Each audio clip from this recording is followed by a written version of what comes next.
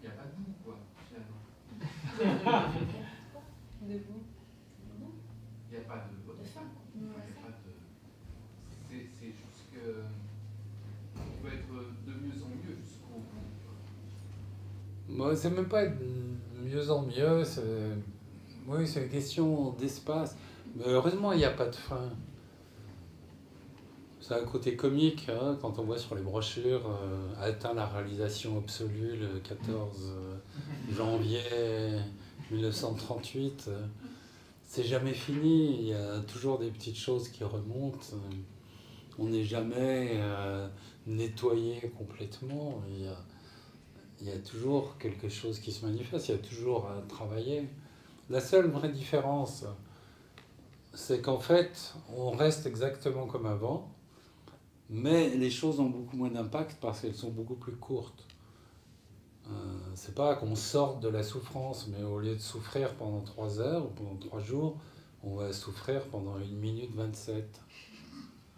Et c'est là la vraie différence, parce que la pratique rend plus sensible. Hein. Si on est plus sensible, on va souffrir plus. Mais on va aussi avoir un accès à la beauté beaucoup plus fort. Alors, la seule différence, c'est la rapidité.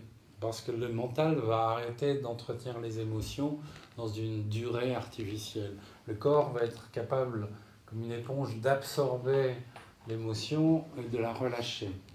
Donc il peut y avoir une souffrance intense, mais très courte durée. Et c'est ça qui est apaisant, c'est qu'il n'y a pas le ressassement mental. Donc on prend le premier impact, il y a un choc, parce que la sensibilité est ouverte, on prend le choc, ça fait cette sorte de boucle, et ça disparaît en espace. C'est la seule différence. Mais comme peu d'enseignants admettent qu'ils arrivent de traverser la souffrance, les gens fantasment que ce sont des gens qui ne souffrent plus. Et c'est pas vrai du tout. Simplement, ça va beaucoup plus vite. C'est la seule chose. Mais c'est assez rare les gens qui enseignent et qui acceptent de dire qu'ils souffrent. Il y a une sorte de prétention comme ça, ou en tout cas de laisser les autres forger cette image de quelqu'un qui est plus dans le domaine de la souffrance, du désir, de l'illusion, de la tristesse, de toutes ces choses-là. Toute la gamme.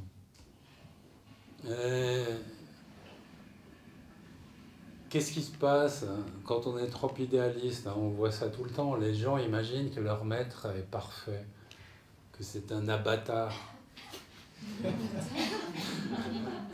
Un avatar.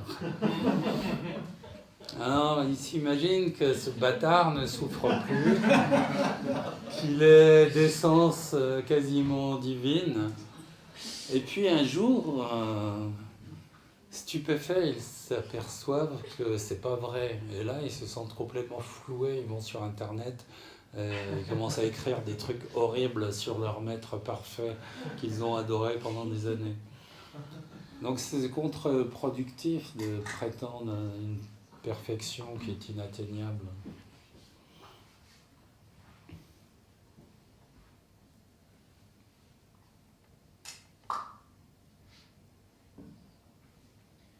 Moi, j'ai l'impression d'avoir une croyance limitante que quand, pour exprimer la puissance de cet espace qui est bon, qu'on veut faire grandir, et là où il y a la totale puissance, en fait, il faut s'autoriser, se donner des permissions, mais j'ai l'impression que ça marche aussi avec des protections.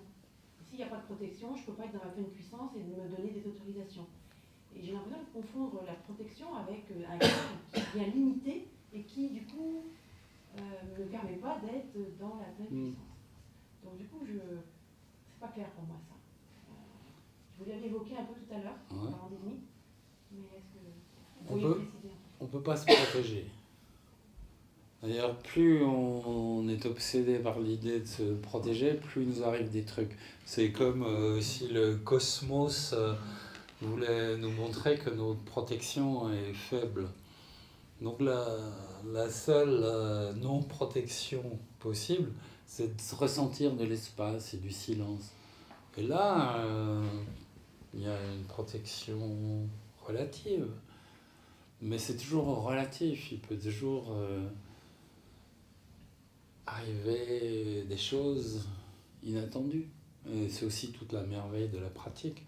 C'est qu'on joue un jeu constant avec la vie, qui joue un jeu constant avec nous.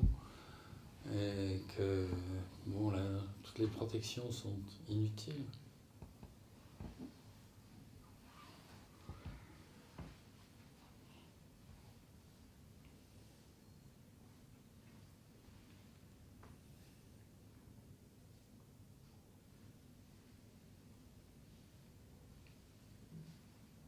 Toutes ces idées qu'on est envahi par l'énergie des autres.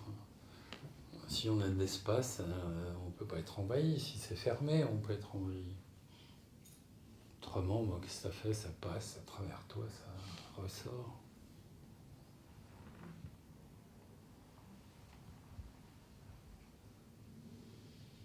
On est déjà envahi par les nôtres, ça suffit. En notre féroce énergie mentale, c'est déjà pas mal.